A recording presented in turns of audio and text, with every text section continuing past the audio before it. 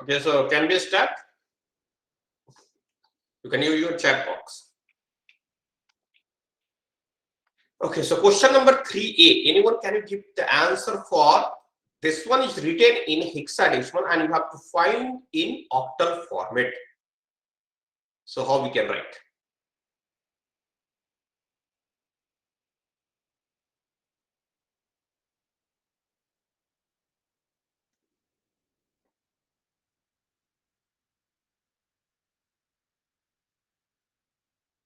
What is the simplest method to write this value? So we'll start from the right side. So first we'll write the 7 using the 4 bits. How to write 7 using the 4 bits? 0, 111. Then we'll go for the B using the 4 bits. B means basically we are writing 11. So 8, 4 we have to write, not write. 8 plus 2, 10 plus 1, 11. Now next one your A, 10, 1, 0, 1, 0, 10. Then we are writing F. F means total 1. Then we are writing 6. So 6 means we cannot write 8. We can write 4, 2. We cannot write 0. Now we'll make the group of 3 bits. So we are making the group of 3 bits. This is your 3 bits, 3 bits, 3 bits, 3 bits, and we are going to add 0. So now what is the number? It will become 7. 4 plus 2, 6. Then this one your 2. Then this one is your 5. Then this one is again your 7. Then 1, 0, 1 equal to 5. Then 0, 0, 1 equal to 1. Now you can see. Okay. So now you can see how simple we have to find the value. If you are going to convert this hexadecimal to the decimal value, and then we are using the concept from decimal to octal, then it will take time. But if you are using this types of approach, it will not take too much time. Okay. Now second one, what is the value we'll write? 10101. We have written in the binary format 10101 and dot 001 base 2. Okay, so what is the value? We will start from here 0, 1, 2, 3, 4. So 2 to the power 4, 16 plus 4 plus 1. We are getting 21. And for this one, what value will write? Minus 1, minus 2, minus 3. So 21 plus 1 by 2 to the power 3. 21 plus 1 by 8. That is nothing but 21.125. Okay. The second approach is very simple. How we can approach for 3B? 3B.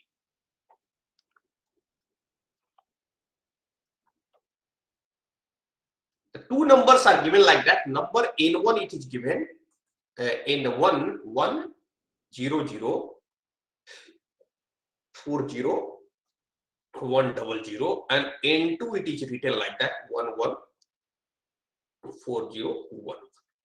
And now you have to find the value of N1 minus N2.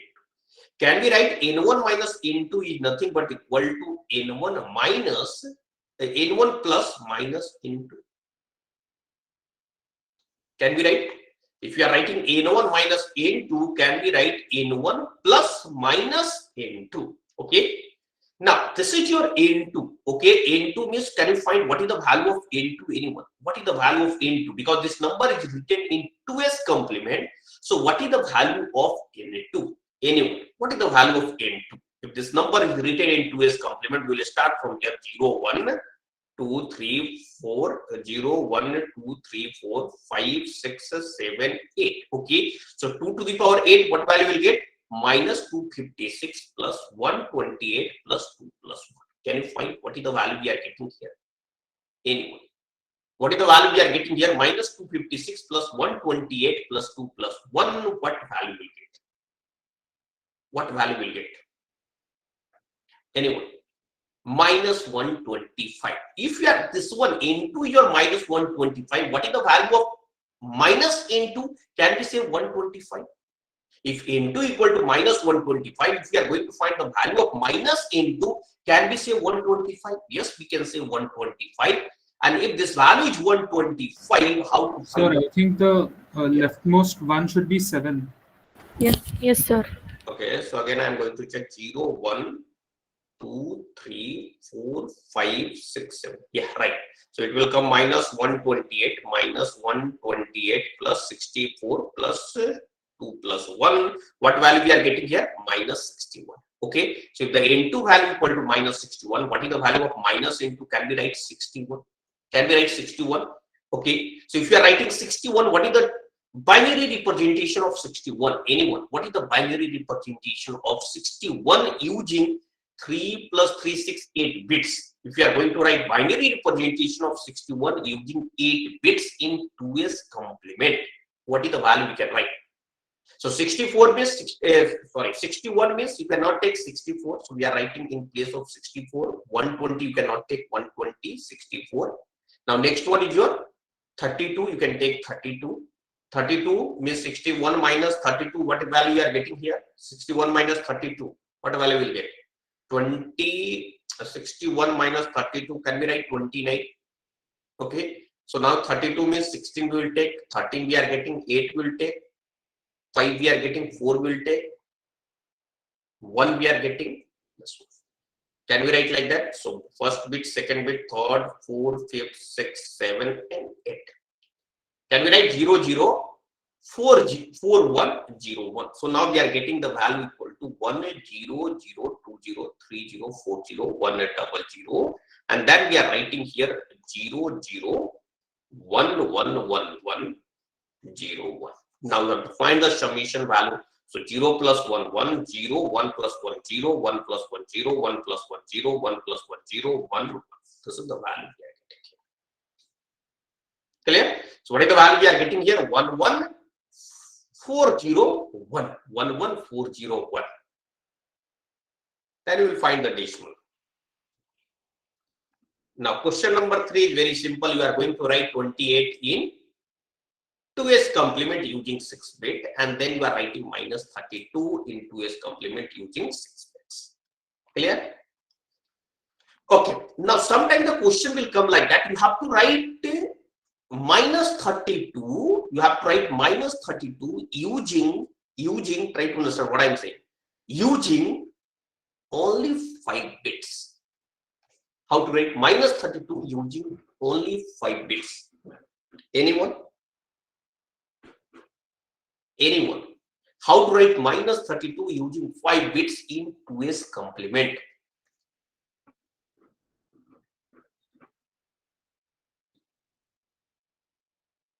Anyone? How to write?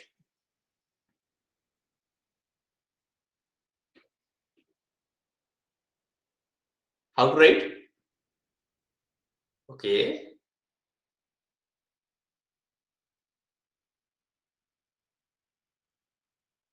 Okay, so what is the minimum value we can write using the 5 bits in 2s complement? What is the minimum value we can write? First, we will tell you the minimum value. The formula is minus 2 to the power n minus 1 minus 1 to 2 to the power n minus 1 minus 1. Okay, so what is the, sorry, this one, minus 2 to the power n minus 1. So what is the minimum value we can write? Minus 16 we can write. Minus 2 to the power 5 minus 1. So we can write minus 16. Okay, minus 16. So you have to follow these types of cycle that we have already discussed. 0 to 15, and after that it will start minus 16 to 0. Okay, so if you are writing minus 17 means it will move this side. It will go to this place, this place, this place, this place, this place, something like that. So if you are writing minus 32 means from minus 16, how many times you are going? So you are going 16 times. So basically you are writing the value equal to 1. So if you are going to write the minus 32 using 5 bits, you can write the value equal to 0, 1, 0, 2, 0, 3, 4, 1. It will store this value. It will not store minus 32. Basically, it will store the value equal to 1. Okay. So we cannot write like that. So it will be not possible to write minus 32 using the 6 bits. Okay. So it will follow the cycle. It will follow the cycle.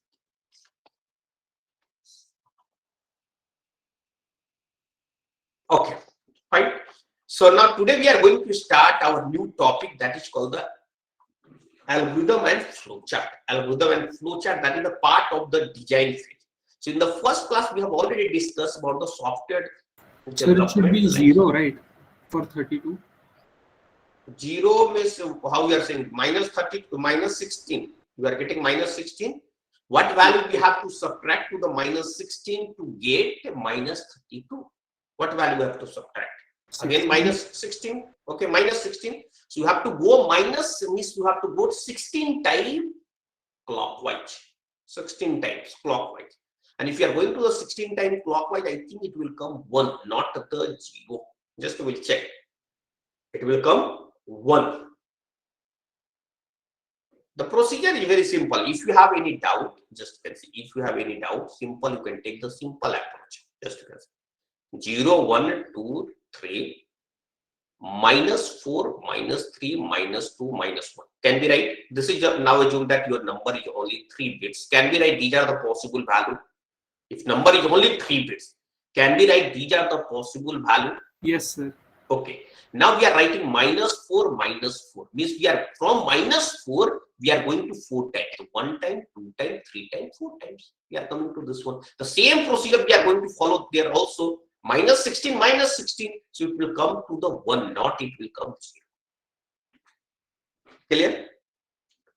We have taken some simple example. -4. In this case, minus, when you subtract 4 from -4, you get 0. Yes, sir. Okay. So subtract -4. This one your -4. Okay. -4 may, if we are going to subtract -1, what value will get?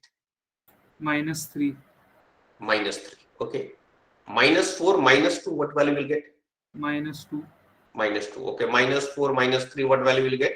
-1. Yes. -4, -4, you will get 0. Yes, right. So 1, 2, 3, 4. Yes. 0, 0, right? 0. Okay. So we'll write like that. 0 you will get. Fine. This approach means this is just like one approach. You have to follow this types of approach to find the value. If you are if you have the doubt, now do that. Still, if you have any doubt, the simplest procedure is you are going to write -16, -16. Okay. So what is the -16 representation in 2s complement? Okay. -16 means we'll write this one your -16 and rest value we have to write 0. Can we write? And again -16 in 2s representation this one. Now you have to find the summation. 0 plus 0, 0, 0 plus 0, 0, 0 plus 0, 0, 0 plus 0, 0. 1 plus 1, 0. We are getting 1 overflow condition. And if we are going to get 1 overflow condition in the 2s complement, we are simply going to remove it. Okay. So this is your answer you are getting. Now you can see. So either you will follow this approach or you will follow the anti-clockwise approach. Clear? Yes, sir. Yeah. Anti-clockwise means just you can see anti-clockwise. When we'll go for the anti-clockwise, now will tell me anyone when a student is asking for the anti-clockwise. Okay. See, if you have the positive number and if we are going to add some positive number, we have to follow clockwise or anti-clockwise. So first we'll tell you, if you have any positive number and if you are going to add positive number, we have to follow the clockwise or anti-clockwise. Just you can see. This is the number we are getting 0, 1, something like that. We are getting here up to 7 and we are starting -8. It will come like that. So if you have the number, now we are taking 4 and if we are going to add 2, we have to follow the clockwise or anti-clockwise. Clockwise. Okay. If we are going to get positive number and if we are going to subtract some number from positive number, you are going to subtract some number, then we have to follow the anti-clockwise. Okay. We'll go from this side. Okay. This is a common issue. Same like that, if your number is negative, again you are adding some positive number, again we have to follow this side. And if your number, just you can see, if your number is negative and if again you are writing the negative, then we have to follow this side. Clear? So here you can also write like that. So if your original number, we are writing original number and added number. Okay, if the original number is positive and added number is also positive, we have to follow what type of cycle? Just will tell me clockwise or anti-clockwise, anyone. If the number is positive, again you are adding the positive number, we have to go with that. Okay, so clockwise or anti-clockwise? Clockwise. Yeah, so we are writing clockwise. Same like that. If your number is positive and you are subtracting, adding the negative number, we will go for the anti-clockwise. If your number is negative and if you are adding some positive number, you have to go what side? If your number is negative, -8. If your number is negative, -8, and then you are adding some positive number, which side you will follow? Clockwise or anti-clockwise? Clockwise. Same like that. If your number is negative and then you are following the negative, then we'll go for the anti-clockwise. Now you can see. Okay. So in the first class, we have already discussed what the software development life cycle. What do you mean by software development life cycle? Means the first one, your requirement phase. First, we are going to collect all the requirement. Okay. After collecting all the requirement, then we are going for the next phase, that is called the requirement analysis. Okay. Requirement analysis means we are going to check whether the requirement is feasible or not. What types of feasibility we will check?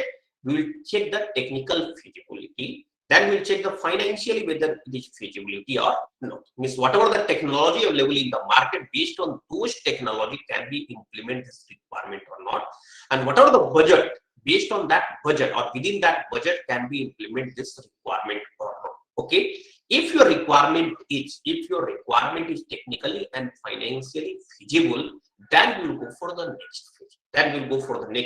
During the requirement analysis, we will also check whether the requirement is consistent or not, or whether the requirement is complete or not. So we will also check whether the requirement is consistent or not, and whether your requirement is complete or not.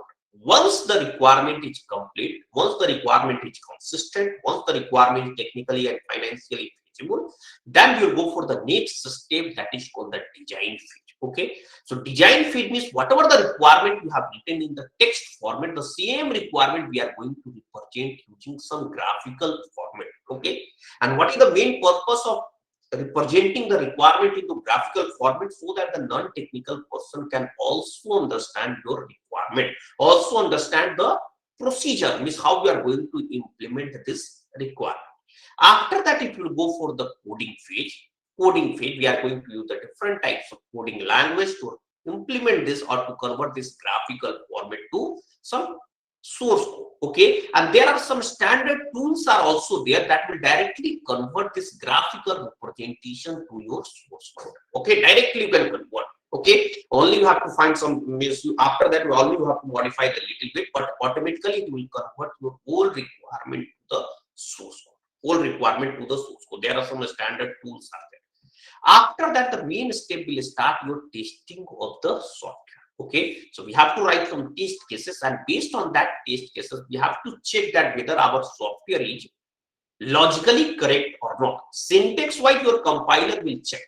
Okay, so if you have any syntax mistake or if you have any syntax error present in your program, then the compiler will identify those types of syntax error, but the compiler will not identify the logical error. Okay, and how we can identify the logical error? We will write the different test cases. Okay, so that we will also see how to write the different test cases, or what is the minimum number of test cases required to test this program.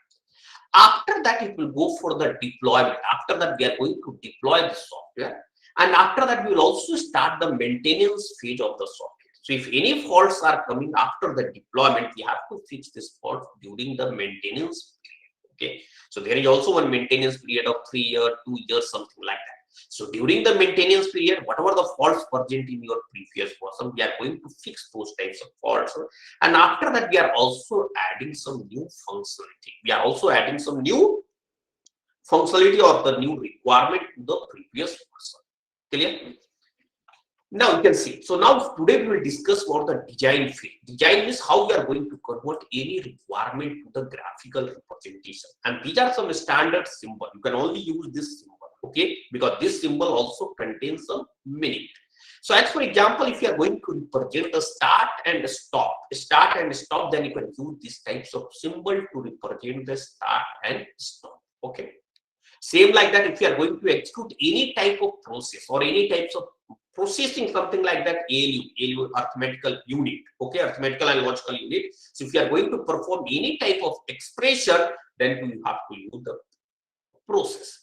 Same like that, if you are going to take any input from the user, then you can use this symbol. Next one, decision. If you are going to write any type of decision, okay, means whether it will go to the left side or it will go to the right side, then you will use the decision. This one, your connector. Connector means basically if we are not going to put the whole flowchart in a single page, then you can use these types of connector. Okay, so the use of the connector is, now assume that we are working for some large requirement, and it is not possible to draw the whole flowchart in a single page. Then in this case, you have to use the concept called connector. vector. Okay, and next one, your flow direction is how the data and control flow throughout the flow chart diagram. Okay, so we'll also represent the how the data and control flowing throughout the flow chart diagram, then we can use the flow direction. Okay, so as for example, now you can see the simple example. Now we assume that we are getting one requirement to add summation of number c equal to a plus b, where we are asking the user to enter the value of a, enter the value of b, and after that we are printing the value of summation of two number, printing the value of summation of two numbers. The user will enter the value of a and the user will enter the value of b, and then we'll find what is the summation of a plus b, and after that we'll print the value of c. So now you can see how we can draw the future diagram. So first we'll write the start button. So this is your starting point of your algorithm. If you are using this types of symbol, this is your starting point of your algorithm. You cannot use the different symbol, like you cannot use this symbol to represent the start, you cannot use this symbol, or you cannot use this symbol. Start means always use this types of symbol to represent the starting position. After that, we are asking the user to enter the value of a and b, so we will use these types of symbol. This is your called the input symbol. So we are asking the user to input a comma b.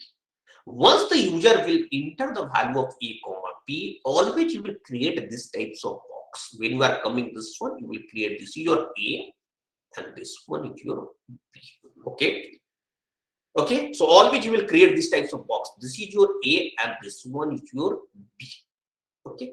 After that, whatever the user will enter, we will store this value in this box. Okay, so for example, the user will enter 5, so we will store 5 here, and if the user will enter 6, we will store 6 here. Okay, at a time, this is very, very important. At a time, you can only store exactly one value in A or B. You cannot store more than one value. So, as for example, initially you have written A equal to 5, and again you are writing A equal to 6. Your previous value is automatically going to delete it, and it will write the 6. Once this expression is completed, after that you have no any option to get your previous value. You have no any option to get your previous value. Okay, so that's why we will create these types of box, and this box means only one value, exactly one value we can write in this box. We cannot write more than one value at a time. Okay, and after completion of the second expression, it is not possible to get your previous value. It is not possible to get your previous value. Okay, so once we got the input, so what we are saying like that, we will create these types of box. We are taking A and then we are taking B. After that, we are going for the processing, means we are going to execute the experiment. So we will use these types of box, C equal to A plus B. Okay, so when you are writing C equal to A plus B, again you will create one box. Here we will write C, and whatever the summation of A plus B, you will write. Okay, after that we are going to print the sum value. So now we will write print C, and once the print is completed, now we will go to the stop button. Clear? So as for example, now the user will start executing from here, because it always starts from the start button and it will go up to the stop button. Within between that you cannot stop. Okay, so directly it will start from the start button and it will go to the stop button. So first it will start, then it is asking input the value of A and B. Now assume that the user is enter 6 and 9. So 6 is going to store here and 9 is going to store here. Now this process is complete. Now after that, if you are writing C equal to A plus B, equal to means assignment, double equal to means logical operator. You are going to check the value of whether the C double equal to 2 or not. This is called the logical operator. It will only return 1 or 0. If this condition is true, it will return 1, otherwise it will return 0. But when you are writing single operator, means single equal to, basically you are going to assign whatever the value present in the right side, you are going to assign to the left side. Clear? You are going to assign to the left side. Now the second most important part, in the left side you always write the variable name. You always write the variable name. You cannot write the 5 equal to 5 plus 2. You cannot write these types of expression, because this 5 is not a valid name. Okay, so that we'll see when we'll discuss about identifier. That time you will see. So now you can see if you are writing A means first it will check what is the value present in A box. Now will tell you what is the value present in A box, 6. Okay, so it will take 6 plus what is the value present in the B box, 9. 6 plus 9, it will return 15, and 15 is going to store in your C. After that, we are coming to the next step. You are writing print C. Then it will check what is the value written in C box. So it is written print C. It will print 15, and after that it will stop. Okay. After that it will stop. Clear? After that it will stop. Okay. Now here you can also write, if you are going to write the test cases. If you are going to write the test cases. So the number of test cases equal to the number of independent path. Okay, number of independent path. Okay, path means you are going from source to destination. This is your source and this is your destination. Can you tell me what is the total number of paths from source to destination? How you can go through the source to destination? Because you have only one path. First we will start from source, then we will go to the input, then we will go from C equal to A plus B, then we will go from print C, then we will go from the stop. Okay, so you have the only one path. You have only one path from the source to destination, and your main objective is to prove that this path is fault free. Your main objective is to prove that this path is fault free. If you are going to prove that this path is fault free, then you have to write the test cases such that it will cover this path. So as for example, now you can see, I have taken this one as an example. Now you can see this one. Okay, this is your start and this is your end. What is the total number of path? We are getting 1. Now we are writing the second one like that, this one. What is the total number of path to reach source to destination? Anyone? Source to destination. What is the number of path to reach source to destination? 2 paths. One path you can follow this one, and second path you can follow this one. Okay. I am talking about the independent path. That is also very important. Now you can see. Here we will confuse. Now you can see. We are taking this one.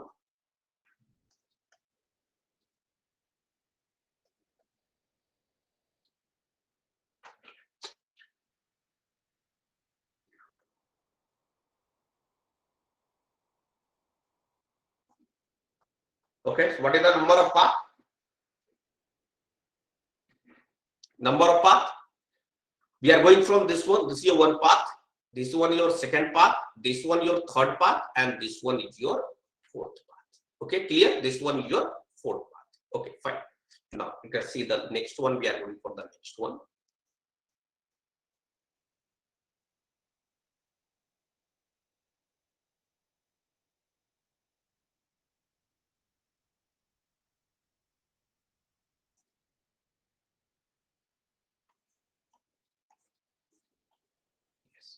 Now will tell me. Yeah. Okay. Now here I am going to write 1, 2, 3, 4, 5, 6, 7, and 8. Okay. So it starts from 1, 2, 3, 4, 5, 6, 7, and 8. Okay. Now you can see. So here I have used one term called independent path. Now blindly you cannot make this types of solution. Okay. What I have mentioned, independent path. Independent path means when you are writing one path, as for example, first one we are writing the path 1, 2, 3, 5, 6, and 8. Can we write this path? 1, 2, 3, 5, 6, and 8. Can we write this is one path if you are going from this one to this one? Okay. When you are writing the second path, at least one vertex or at least one value you have to write that you have not covered during the previous path. Try to understand what I am saying. You have to write at least one value that you have not covered during the previous path. So can we write 1, 2, 3, then we are writing here 4, then we are writing here 5, then we are writing here 6, and then we are writing here 8. Can we say here we have not covered 4 here? Just to consider 4 we have not covered in the previous path. Now next one again you have to write one path that you have not covered during the previous one. But you can write 1, 2, 3, or you can write 1, 2, 4. Anyone if not 3 is not present here. So 1, 2, 3, 5, 7, and 8. Can we write 1, 2, 3, 5, 7, and 8? Can we write? First we are writing 1, 2. We are writing this path. Okay. Second time we are writing this path. And third time we are writing this path. After that, are you getting any node that you have not covered? After writing this three path, are you getting any node that you have not yet covered? Okay, any node. Okay, because just you can see 1 you have already covered, 2 you have already covered, 3 you have already, 4, 5, 6, 7, and 8 you have already covered. So total number of independent path becomes 3, not the 4. Again, we'll try to insert what I'm saying. Just you can see. If we are getting this one, okay, something like that, we are getting, again we are going to write.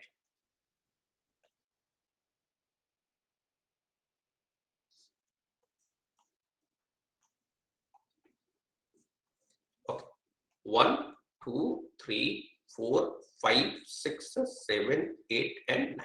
Okay, independent path means when you are writing the path, at least one node, this is also called the node, at least one node that you have not covered during the previous path. Okay, so now you can see you are going to write the first path. Okay, so what is the first path?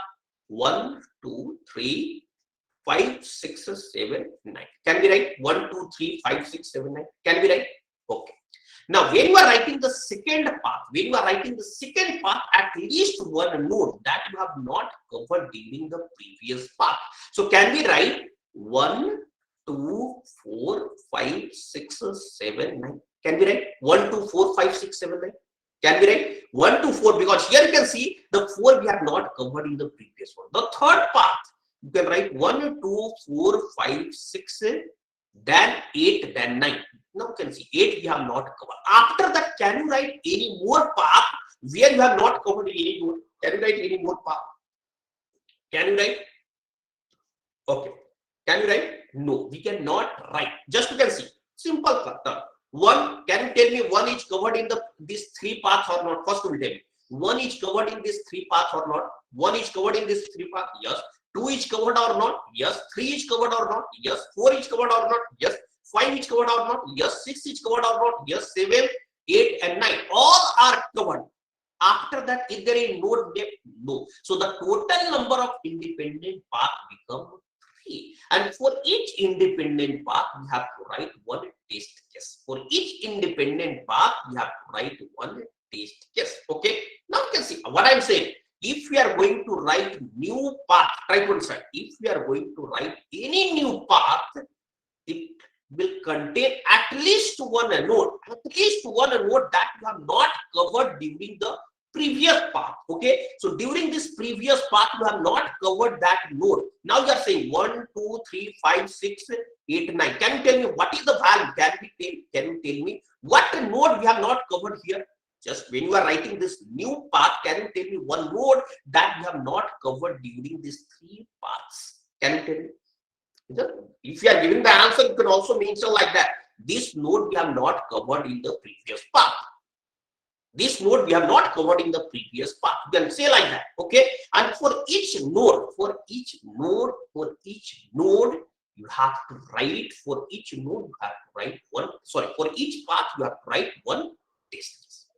Now here you can see, we can also say like that the number of independent paths equal to the number of these types of nodes where the 2 nodes are going. This is also called the decision node. This is also called the decision node. So number of decision node plus 1. Can we say the number of decision node plus 1 equal to number of independent paths? The number of independent paths equal to the number of decision node. What is the number of decision node? This is your one decision node and this is your second decision node. Okay, this is your second decision node. So the total number of decision node plus 1 become your number of independent path, and 2 plus 1 become your 3. Okay, 3 is your independent. Total number of paths. Path means source to destination. This is called the path. Okay. No, what I'm saying, we have to write the maximum number of independent path, maximum, and this is the maximum number of independent path. Okay. I'm not talking about the minimum, maximum number of independent path. You can say like that. This is your one solution. You can say like that. This is another solution. It is not like that. Okay. Now you can see. Now, same like that, here you can find what is the total number of decision node. Just you will tell me, this is your one decision node, this is your one decision node, this is one decision. Total number of decision node, 3 plus 1. What is the value will get? 4. For this case, this one become one decision node. This is your another decision node. This is your also another decision node. So total number of decision node equal to 3. 3 plus 1 you are getting here. Okay, 3 plus 1 you are getting. Now clear? So now we can see this is the concept. Based on that, we have to write the test. Sir, I have a doubt. Yeah, tell me. Sir, in the previous, we had 4 possibilities, out of which we can take any 3 independent paths, sir. What do you mean by independent path? First, you will tell me what I am saying. Just try to understand. This one we are taking as a example, right?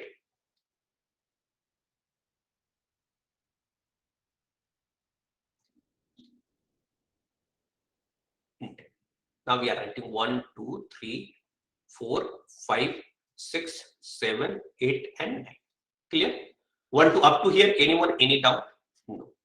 What I'm saying, independent path means you have to write the maximum independent path. I have already mentioned maximum, not try to find the minimum, maximum. Okay. The independent path means when you are writing this path, okay, and when you are writing the second path, you can say this one your independent path with at least one node. This is called the node. Okay, these are called the nodes. In the circle, whatever we have represented, that is called the node or junction point. Okay, so when you are writing the second point, at least one node that you have not covered during the previous path. During the previous path, at least you have to write one new node. Okay, so as for example, now first path you will write. What is the first path we are writing? 1, 2, 3, 5, 6, 7, 9. Clear? Okay, this is your first path. Up to here, anyone, any doubt? Up to here, anyone, any doubt? Just will wait.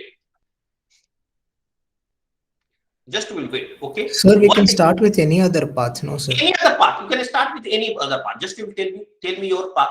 Just you will tell me. I am going to write this path. Sir, 1, 2, 3, 5, 6, 8, 9. 1, 2, 3, 5, 6, 8, 9. Good. Okay. Now we have to write the second path such a way that at least one node is different, or at least one node that is not present in your path number 1. Just will tell you second path. And we always try to find the maximum. We always try to find the maximum. I'm saying maximum. I am not interested to find the minimum. Okay. Second path we will tell you. Where you will try to find at only one 1, 2, 4, 5, 6, 8, 9. Okay. So now you can see 1, 2, 1, 2. Just 4, 5, 6, 8, 9. 4, 5, 6, 8, 6, 9.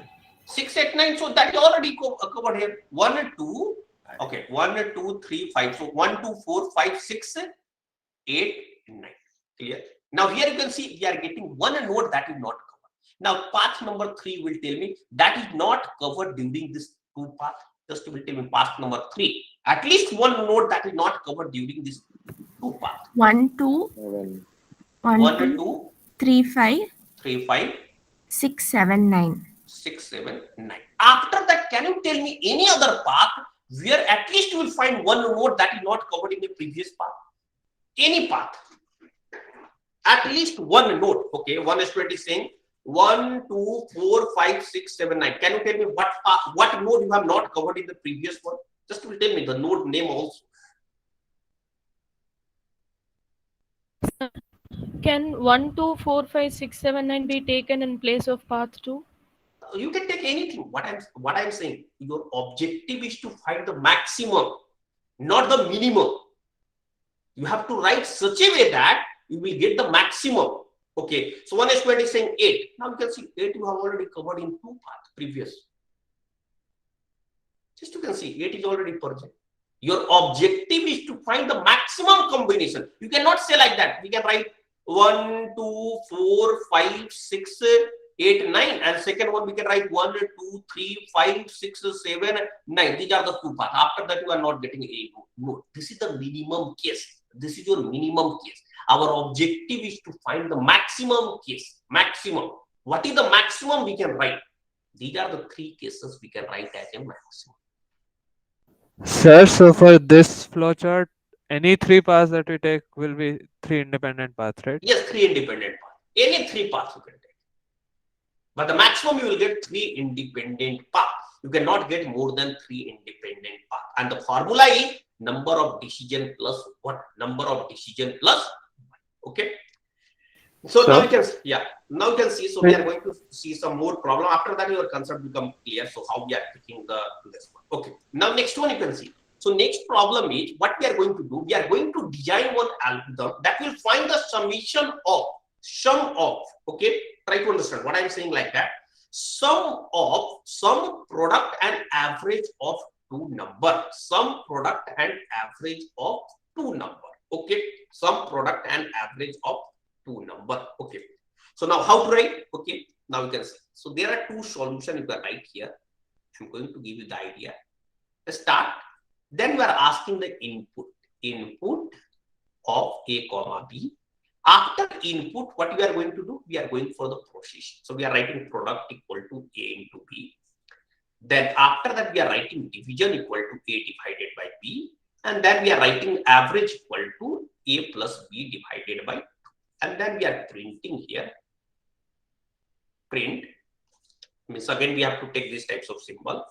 Print the value of A comma P comma D. Okay. And then we will stop here. Stop. The second solution we can write, just try to understand and tell me what is the difference. The second solution. Input A comma B.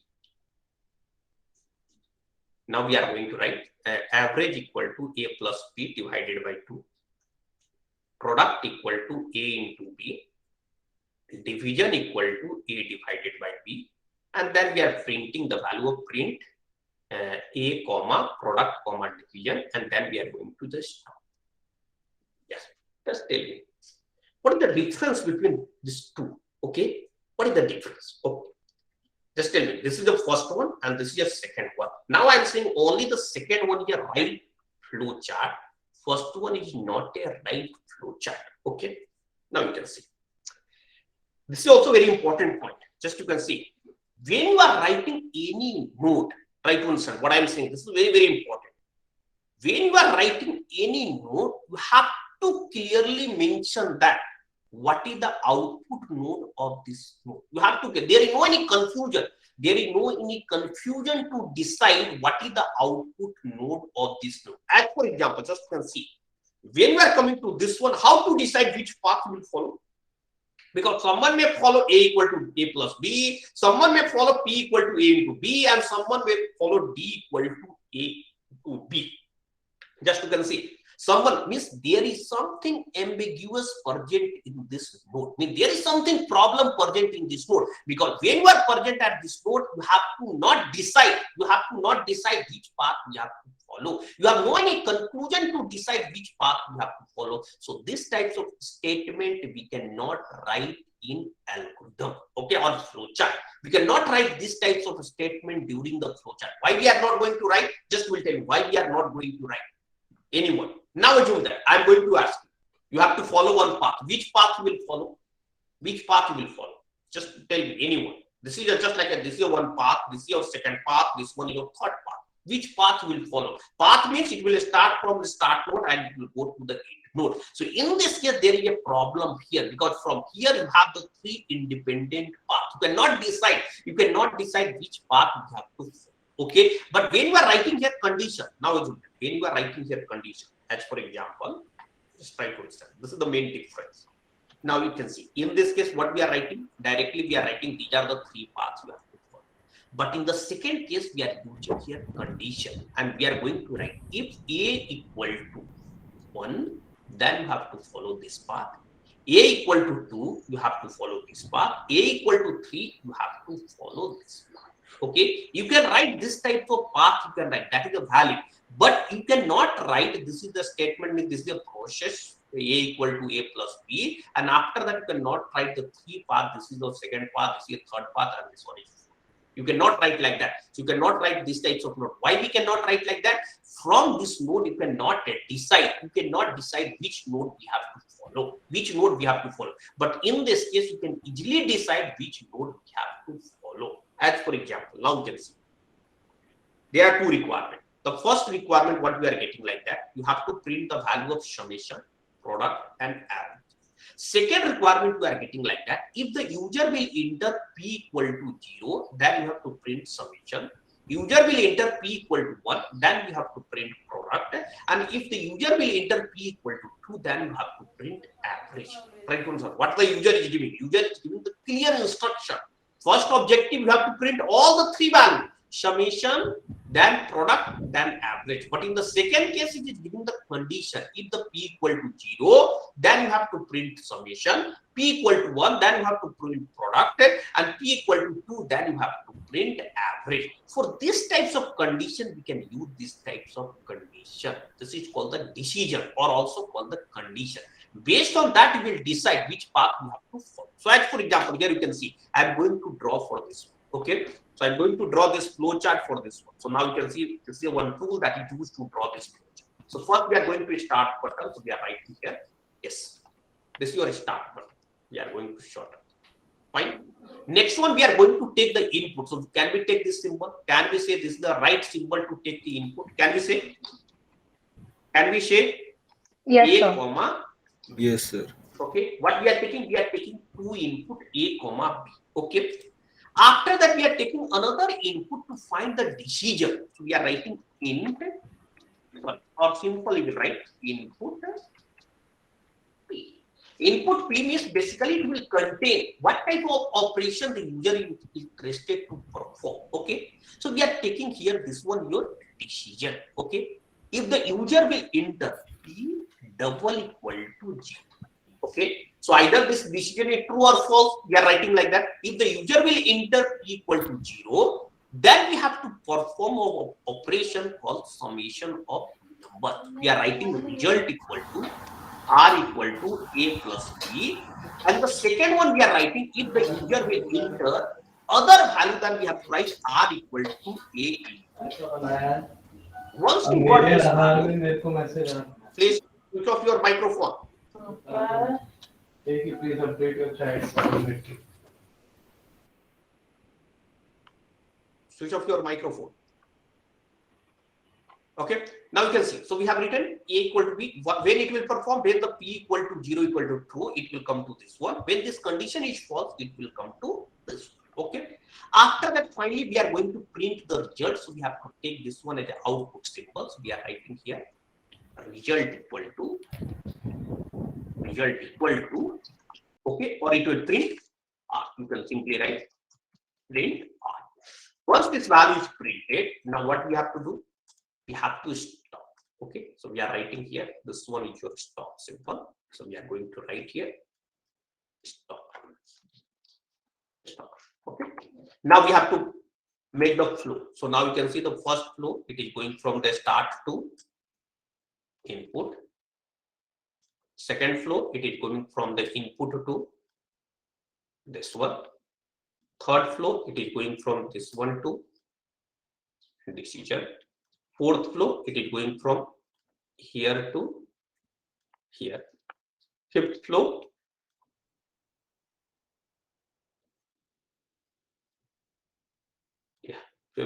it is going from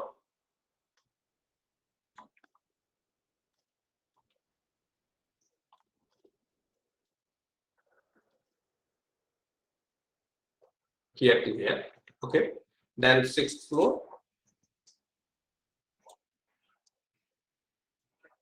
here. Seventh flow, it is going from here to here. And the eighth flow, it is going from stop. Clear? Now you can see this is the final flow chart diagram. Okay, here you can also write some symbol like that. So now we are going to check. Can we write here text? So here we are writing no, and here we are writing.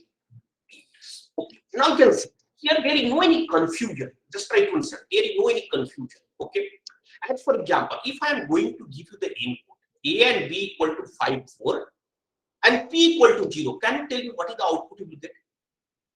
If I am going to give you the input A equal to 5, 4, and P equal to 0, what is the output of this flow chart? Anyway, what is the output of this flow chart? You can write in the chat box P equal to 5, 4. So now you can see A equal to 5, 4, P equal to 0. Condition is true. P equal to 0. Condition is true. It will print the R equal to A plus B, and it will print the value of R. Now you can see. Just try to understand. Try to understand what I'm saying.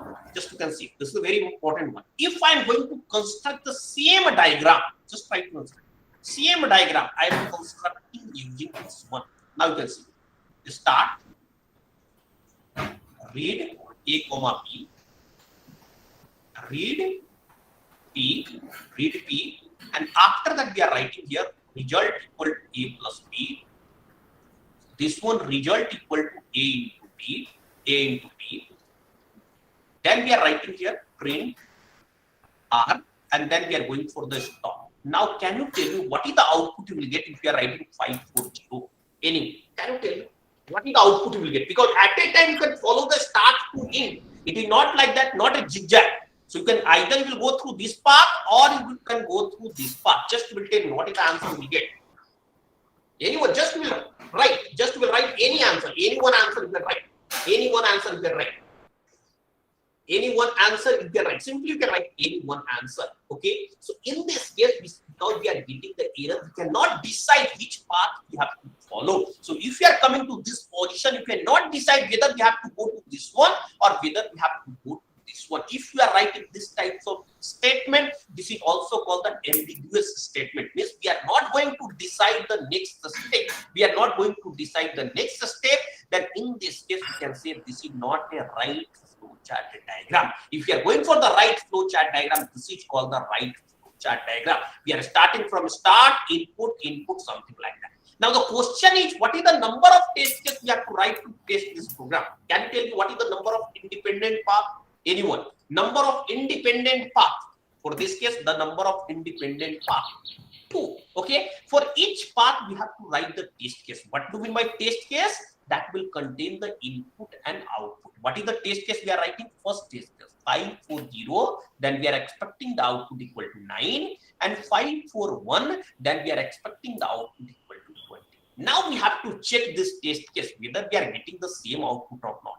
540. What is the output we'll get? 540. What is the output we are getting here? 9. Means the first test case is passed. 541. What is the output we'll get? 541. What is the output we'll get? 20. Means the second test case passed. So you can say like that. We have written the test cases, and that test cases cover all the independent paths. That test case cover all the independent paths. Then we can say our software or our program is fault free. You can use the fault free, but you cannot claim like that our program is 100% fault free. You cannot say like that our program is 100% fault free. You can say like that we have used this types of testing technique. We have tested all the independent paths. We are getting the 2 independent paths. We have written the 2 test cases, and for all the independent paths, it is giving the right result. For all the independent paths, it is giving the right result. Clear? So this is the main procedure to test. Now assume that same like that. Now assume that we are writing no here and yes here. And if you have written these test cases, what we can say? 540. What is the output for this program? 540. What is the output of this flowchart? 540. 540. What is the output we'll get? 20. Can we say our test case is passed? Can we say our test case is passed? Can we say? Because 540, our expectation is to get 9, but our flowchart is saying 20. Can we say our test case is passed? Because when you are giving 540, your expectation is to get 9, but your flowchart is giving 20. Means there is something logical mistake present in your flowchart. So what we have to check? Yes, logical mistake is there. So we are going to interchange this one, and again we have to check whether our test case is passed or not. So now you can see now your test case is passed. So we can say this is our final flowchart diagram. This is our final flowchart diagram. Clear? Clear? So up to here, if you have any doubt, then please ask. Up to here, anyone, any doubt? If you are going out, next class is very, very important. Yeah, we are going to clear your doubt. Sir, I have a doubt in the number system part. The circle, the clock circle. Sir, if you have a 3-bit number, then you can represent from -4 to +3, right? Yes, -4 to +3. Suppose you want to represent 5 using that number, using 3 bits. Then you Yes. have from 3, you have to go 2 places in the anti-clockwise direction. Just you can see 5 means just you can see you are starting from 0, 1, 2, 3, 4, 5. Yes, anti-clockwise, clockwise. I have already made. If you are going to add number, add positive number, you have to follow clockwise. If you are going to subtract number, you have to follow anti-clockwise. Okay, if suppose I want to represent -8, then to -4 I'm subtracting 4, right? Then I'll go in the, suppose I want to represent -8 using 3 bits. Yes. Just tell me, yeah. So I didn't understand, sir. Like if I want to represent -8 using 3 bits, then from -4 I'm subtracting 4, right? Yeah, just the simple. Just forget about that. Okay. Yes, sir. What you can write? Simply will write 0, 1, 2, 3, 3, then -4, -3, -2, -1. Clear? Up to here, double? Yes, sir. No doubt here. Okay. Now we are going to write -1. Okay, we will start from here. So that is minus? 1 time, 2 time, 3 time, 4 time, 5 time, 6 time, 7 time, 8 time. It will come 0. If you are going for the 8, you will start from here. 1 time, 2 time, 3 time, 4 time, 5 time, 6 time, 7 time, 8 time. If you are going to write 5, you will start from here. 1 time, 2 time, 3 time, 4 time, 5. 5 means -3. If you are going to write -5, you will start from here. 1 time, 2 time, 3 time, 4 time, 5. So for everything, I need to start from 0. Yes, simple term, we will start from 0. Okay. Sir, one question. Suppose I want to write 5 as 3 plus 2. Yes, 5 as a 3 plus 2, right? 5 as a 3 plus 2. So now we'll start from 3. From 3, we'll go to the 2 position clockwise. 1, 2. So it will come -3. Sir, but suppose say I write 3 as 0, 1, 1. And 3 as a 0, 1, 1 in binary. 0, 1, 1. Yes. And 2 as 0, 1, 0. 2 as a 0, 1, 0. And I add both of them. Yes, you have to add. I'll get 1, 0, 1, right? 1 plus 0, 1, 1 plus 1, 0, 1, 0, 1. Yes, 1, 0, 1. And if I 1, 0, 1 means -4 plus 1, -3. Sir, how did you get this -4 plus 1? This is a simple concept to calculate the 2s complement because this is a 2s complement, no? Oh, okay, sir. Yes, sir. This is in 2s complement form. I just missed that. Yes, sir. I got it. Yeah. So adding is clockwise and subtracting is anti-clockwise. Yes. Thank you, sir. Got it. So is the reason behind taking the maximum number of independent testing case that we know which node is causing an issue if an issue occurs? Yes, something like that. So simply we are going to test the path. If someone is asking, can you tell me the idea about the Hyderabad to Bangalore? Okay, how can give the exact idea when you will cover this path? When you will go from the Hyderabad to Bangalore, then you can give some idea about this path, whether this path is safe or not. Same like that here also. This is your starting point, this is your end point. If we are saying like that, this path is safe, so we have already tested. How to test? You have to write some test cases. Thanks. There are different types of testing. This is a normal I have discussed. But apart from that, we are also going for the condition testing, MCDC testing. So that you will learn during the software engineering. Okay. But this is the simplest way. In the exam, if you are getting any question, or in your lab exam, if you are getting any question, then in this case, you have to use these types of approach to test that your program is logically correct or not. Okay, thank you, sir. Sir, what is the point of taking yes or no on the arrows? Sir, once can you explain briefly? Sir? Yes or no means basically we are writing the condition. If the user will enter p equal to 0, means the user is interested to find the summation of, as for example, calculator. So when you are adding plus, what do you mean by that? What the calculator will assume? You are interested for summation, right? Yes, when you are clicking into, you are interested for multiplication. Same like that here also, when the user will enter 0, means user interested to find the summation of two numbers. When the user will enter 1, means user interested to find the product of two numbers. So that's why we have written the decision. But we have taken yes and no, sir. On the arrows. Yes or no means condition. Condition means just consider. When you are writing double equal to, this is a logical operator. Okay, that we'll see more detail when we will discuss about the operator. So when we are writing x double equal to 5, if this condition is true, with the value of x, whatever the box you have made, the value of x equal to 5, if you are writing 5 double equal to 5, if the condition is true, then in this case it will return 1 or it will return yes. Okay, or it will return true. When the value of x equal to 6 and you are writing s double equal to 5, this condition is false. So it will return no, 0 or false. Okay, sir, I got it, sir. Thank you. And same like that, if you are writing x equal to 10, means it will change this value to 10. If you are writing single equal to me, that is assignment. If you are writing double equal to me, that is a comparison. You are going to compare the two values. Okay, sir. Okay. Sir, I had a doubt from the previous classes. Hey, tell me. Sir, we once wrote a program to convert a decimal number into any base given by the user. Yes. So can you please compile that program you've posted in the classroom? Which one is that? It had a rev function. We created a rev function. Yes, that one. This one. Yes.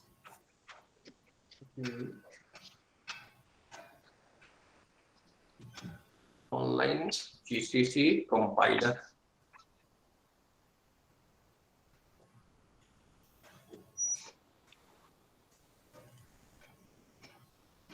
Sir, input 10. Second. Base 2. Sir, why are we not getting 1010? 10? That is the representation for 10 in binary, right?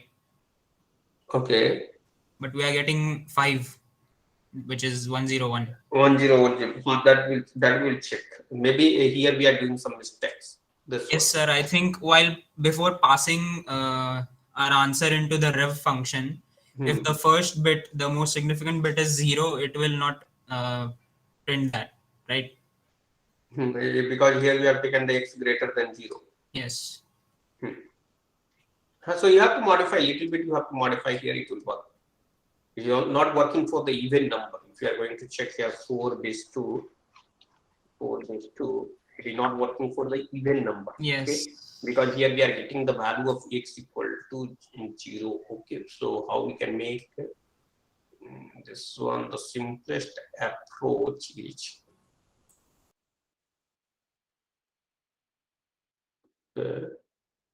a reverse of a number.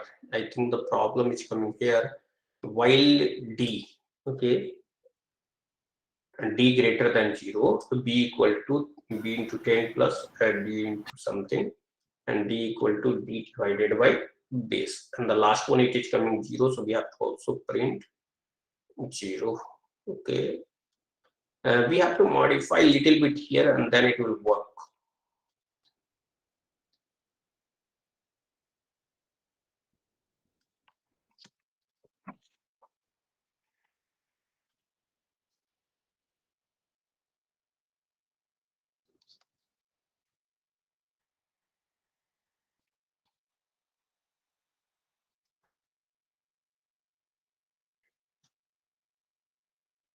Sir, should it be greater than or equal to 0 over there? Okay, greater than equal to, if you are writing, it will go to the infinite loop. D1.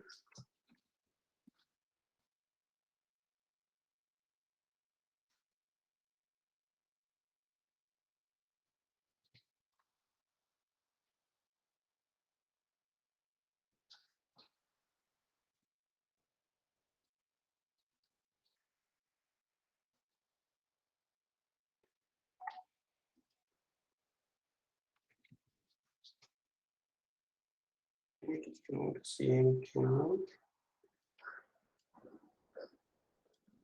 And D1 base, it will come like that.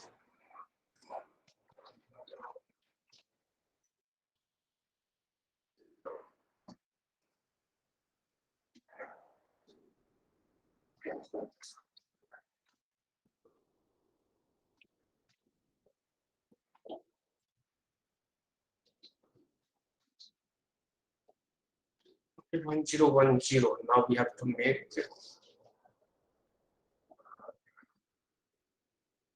21 equal to D. If D1 modular division base double equal to 0,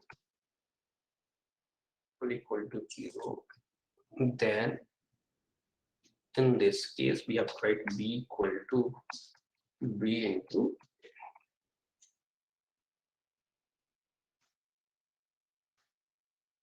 yes, 1010 it is coming. Now we have to check here, because if we are going to write this one while x greater than equal to 0, if we are going to write then again the same problem will come.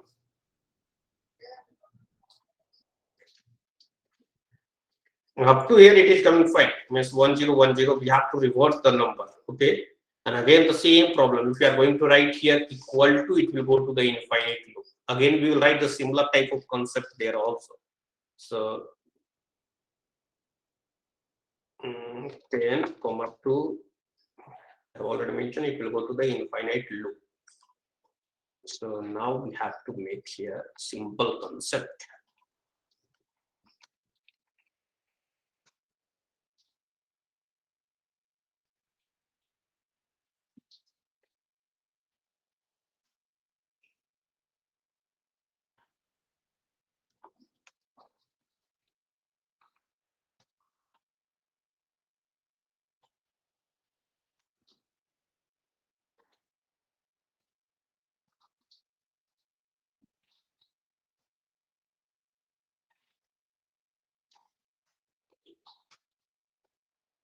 Now you can see. Yes, sir.